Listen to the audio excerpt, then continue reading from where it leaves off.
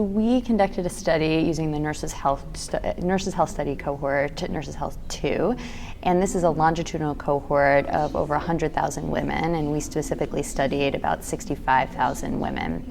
And our goal was to understand whether there was an association between experiences of childhood abuse and development of lupus. So what we found was that there was a fairly high percentage of women who reported experiencing either physical or emotional abuse during childhood using these validated surveys that were administered in 2001.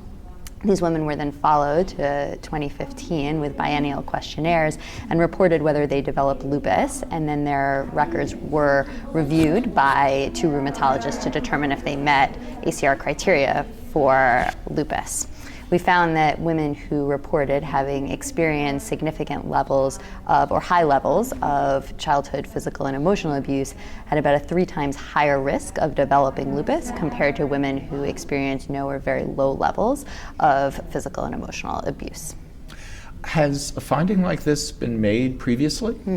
So there have been studies that have suggested that exposure to adverse childhood experiences and stressful experiences during childhood and also during adulthood may be linked to an increased risk of autoimmune diseases as a whole. To our knowledge, this is the first time that a prospective longitudinal cohort of 60,000 women have been examined to see whether or not specific forms of abuse, such as physical and emotional abuse, is specifically associated with increased risk of lupus.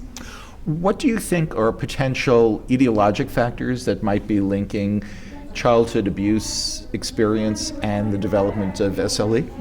So there were a couple of things that we noted in our study. So one thing that we did do is we adjusted for other factors that occurred that children were exposed to. So for example, factors that related to the socioeconomic status of the parent. So family income.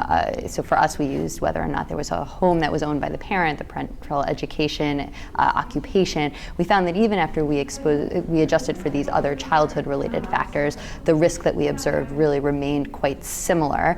We also wanted to see whether factors that were experienced during adulthood, like development of depression or post-traumatic stress disorder, altered the risk among those who were exposed to significant levels of childhood abuse. And we did in fact find that both depression and post-traumatic stress disorder probably play a significant role in whether people who were exposed during childhood developed lupus. I think that there have been a number of studies in the past that have looked to see whether there are specific biologic mechanisms that could explain this. So we think that there are potential alterations to the central stress response, potential epigenetic modifications, changes to the HPA axis, all of which could contribute and make this a biologically plausible phenomenon. So what do you see as the clinical implications of the findings? How might this influence or affect practice?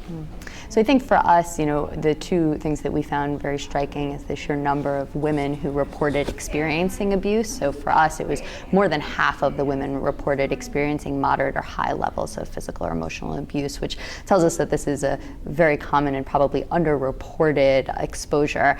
And the other was the sheer magnitude of the increased risk that we observed among those who had high levels of this exposure. So for us, it increases the impetus for rheumatologists and other primary care providers to screen for childhood abuse and also for things that could increase the risk among those who are abused. So for example, development of a depression during adulthood or post-traumatic stress disorder, with the potential that treating those factors could mitigate the risk that we observe between these childhood exposures and development of lupus. The first step is always to prove that there is a potential association between an exposure and an outcome. So in this case, just demonstrating that there is such a significant risk, increased risk of lupus among those who are exposed to this compared to those who have much less or almost no exposure, and then saying that there are these other factors along the way that could increase the risk among those exposed. So I think for our study sort of lays the foundation to say, yes, we do think that there is a risk, and we do think that there are these potentially modifiable factors